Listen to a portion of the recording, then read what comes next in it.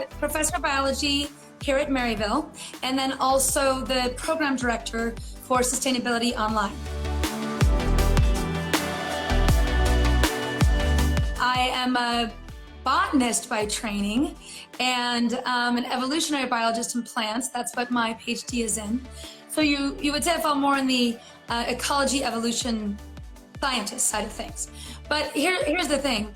All of us who study the natural world are in sustainability and huge advocates for conservation.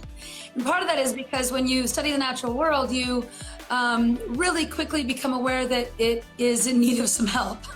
And you become pretty passionate about wanting to make sure that this gorgeous earth stays around. And not just stays around, but stays around with us, right? You could get rid of the humans and then the earth would be like, cool, we've got clean water and clean air and we're good. But the goal of sustainability is a sustainable lifestyle, meaning we are all part of the ecosystem together. A huge piece of this that really stood out to me, and I really try to convey in my classes, is there is a huge social justice concern here. Huge. Just like anything else, you know, like good healthcare or anything like that, those who come from disadvantaged backgrounds lose first. So, I mean, the darkest example is, it is not those who are without means in Michigan that don't have water. It is the poor, underprivileged areas of Flint that continue not to be fixed, you know? Yeah. With climate change, it is areas of those who can't move, who don't have the means to move, that end up as what they're called, it's called climate refugees. People whose land has become no longer farmable or workable, and now they are in refugee camps and wandering, looking for a place to settle or for water. And this will become an increasing problem. And like everything, it divides along the lines of poverty and to a great degree racial, which is unacceptable, right? This is just unacceptable. We must be better as a species than that, in which we advocate for a sustainable world for all of humanity, all of them. On a global sense, one of the encouraging things is we have done this before. We have some great success story. When the hole in the ozone was becoming a huge problem, CFCs, the chlorofluorocarbons, like in styrofoam, it became an urgent, major problem. And across, I mean, think of all the wars and the tensions that exist in the 1980s in the world. Across all those lines, humanity came together and said, this we pass laws on and will enforce. It worked. We did it. The ozone started to repair itself. We're in a good place, not great, but like a much better place now. So my point is, we have the power. We can be good when we want to.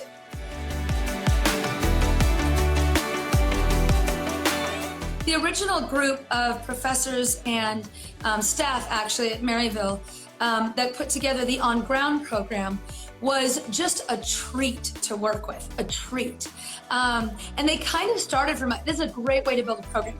They put a bunch of us in a room and said, okay, and not like locked us up for 3 days, but they might as well. And said, if wishes were fishes, if there were no limitations on resources or anything else, what would you build? What's the big vision? And that's a great place to start, right? Rather than looking and saying, well, here's everything that's not possible. You know, because we don't have a gazillion dollars or whatever. No, they said, what would it look like? What are the big picture goals, etc. And then so we did that and then scaled it to what's possible, what's needed, what's the undergrads, nuts and bolts really need, and that kind of thing. And it's from those big picture discussions that drove all of the ethos for both the on ground and the online. And it came down to two big goals that we wanted to have that are reflected at all levels of the sustainability education program at Maryville. Innovation and experiential. The experiential piece goes to my passion as an educator. That's how humans learn. And the innovative piece is, and this is going to sound a little funny, but we're not going to tree hug our way out of this mess with climate change. I'm not ever one to advocate for like, we're going to, all go back to living without technology and farm in our own front yards and I'm just not much of a granola chick. You know what I mean? Like, I'm an ecologist in heels. I don't know what to say. And that's not how it's going to work for so many of us on the planet. The model is innovation. And here is where we apply these big brains of ours to come up with just a truly better world. Green technologies, solar, wind, safer options in that respect. Elon Musk is the kind of thing we're gonna do, like what he does, more than we all turn into granola, right? That's where we're gonna get out of it. So one of the best examples of this is electric cars. So that's not new technology. It's been around for a long time in some form for decades. It's just that it didn't, honestly, this was a marketing problem. It just didn't get off the ground. But now, I mean, there's a wait list for Tesla, right? A wait list for them. And why? It's because it's cool. You don't get the new iPhone because you need a phone. You get the new iPhone because it's cool. It's got more cameras or whatever else, right? So humans aren't really motivated by, I don't know. Whatever motivates us is just sort of weird, right? But we very much like things that are cool, things that are new. We like the new shiny toys. That combined with a need for it actually mattering to initially when we went through a period of time where gas prices spiked so high. And when that happened, suddenly all of the car companies are like, we need hybrids, we need this, that. There was a market value. But gas prices are low again, and yet everyone wants an electric car. And that's because now it's cool. So when I say let's work on sustainability, I'm looking at business folks, I'm looking at marketers, I'm like, we gotta make it cool, guys. You gotta make it something that humans want to do. For the sustainability program was it has 3 tracks. There's a science track, but there's also a business track and a policy track. And that's because sustainability is cross-discipline. Absolutely, it's not just a science problem. It's about humans living on the planet. And that takes everybody. It takes people in business, it takes people in government, it takes the scientists, it takes people in art, it takes people in every aspect to build this better balanced world. And so when I'm talking to folks about sustainability, I need everybody. Everyone needs everyone on board with this, all the way around. So that's why it has 3 tracks, because it's not just a science problem. Think about like your favorite class you ever had. It probably wasn't one where you read and then wrote some things, or listened 50 minutes to a professor drone on and then wrote some things. Probably that wasn't your favorite class, or the one that was like, memorize these 5,000 things and then you like spit it back out an exam and you're done. That's probably where you didn't learn that much either. But the ones where you are out experiencing the world, doing labs like you're in science, or doing project-based learning, that kind of thing, it sticks with you because you're investing more. You're engaging more parts of your brain. And so we've really tried to build that into sustainability, where there's a lot more of, so when I say interactive, so as I review the courses that are being built and looking at how they're doing, it's not just read this and answer 2 questions. It is, here, try this interactive Google Earth, looking at the way different parts of the world reacted to climate change, and you're sort of start big and then deep dive, on the app interactively, and then having a discussion about it online. I really like that. I have a class that I teach called 150. I co-teach it here at Maryville. The on-ground version, 13 of the 15 weeks are not in the classroom. They are on site, somewhere in the area. So you're going to different locations and learning about sustainability on ground. Now I'm creating an online version of that course that has, here's the directives and the places you need to look for. But every city has a water plant. Every place has a local park. And so you would go and then do the activities that we give you on those locations. So there's a lot of ways to build interactive or experiential learning, even though it is an online course. You just are now immersed in your own community. We do assessments of follow the resources in your own community. It can be really eye-opening. I know here in St. Louis, I had no idea where some of our water went to or elsewhere or whatever. Like I learned so much when building that course. And so the idea is that you replicate that learning then for wherever somebody's taking these courses in their own hometown.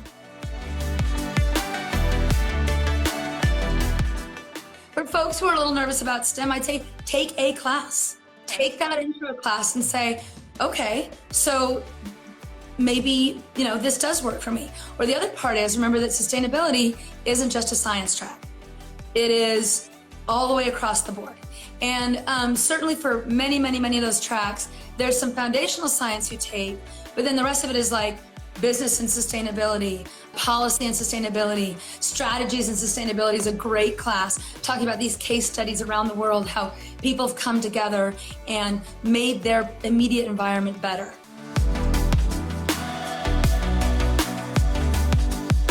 Whether you live in like a dorm room or, a full house, or, that kind of thing, everyone can take a look at their carbon footprint or their energy footprint. And so this is where it's a little hard to be specific, but online you can even just say, what's my carbon footprint? You just plug in your background stuff, right? And it'll toss those things in. And it'll say, oh, well, here's places you could, are you using LED lights? Or have you inflated your tires properly for fuel efficiency? Of course, not everybody can go out and buy like an electric vehicle, but there are things you can do to make sure that you are not doing the worst of it, right? So there's little changes you can make around your house. So like sustainable lifestyle things that are really interesting. If you can, buy locally your food. So, whether it's like farmer's market or even in the store, look for those labels. What's local? Because that means you're eliminating shipping costs and large amounts of travel. You can watch your packaging, right? So buy the big bag of something and then put it into, and then just, eat from that. We do so much over packaging here in America, so much over packaging. And by the way, you pay for it, right? All your little individual packets is more costly than just buying the one big bag of whatever. Bring your own don't get plastic bags. Just get your set of bags and then that's it. I know it's a little thing, but you can dramatically reduce your plastic waste. If you're not using a water bottle, you're still buying water bottles, fix yourself. A lot of these you'll notice also mean you'll eat healthier and take care of yourself better. Stop buying paper towels. What's wrong with you? Get a couple of dish towels and learn to, wash them.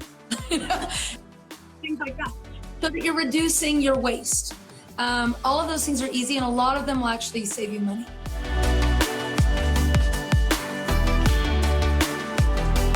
So many companies are realizing that, COVID will fundamentally alter the way we think about the world. We all realized that the idea that people wouldn't be productive if they were home working, well, there's a lot of data on that now that shows that's not true. Also, it means that companies and corporations go, wait a minute, we don't need to have this many buildings, this much infrastructure built out. We can incentivize people to stay in places and then reduce their carbon footprint, 100%. And they can really draw on a talent pool now of folks who are like, well, I'm a young, can't afford to live in Silicon Valley, brand new, let's say, computer scientist, like a junior software, but they can grab that talent because they're living here in St. Louis with lower cost of living, but they can dial into wherever, right? And so, so much of that carbon footprint can drop down. Also don't have to maintain as many office buildings, et cetera. I know the model will probably shift to, we're going to maintain this one set of space and you come in once a week or it's shared or that kind of thing. But I think the day is here's a giant warren of buildings that are expensive and have a high carbon footprint. I think the world's reshaping pretty fast.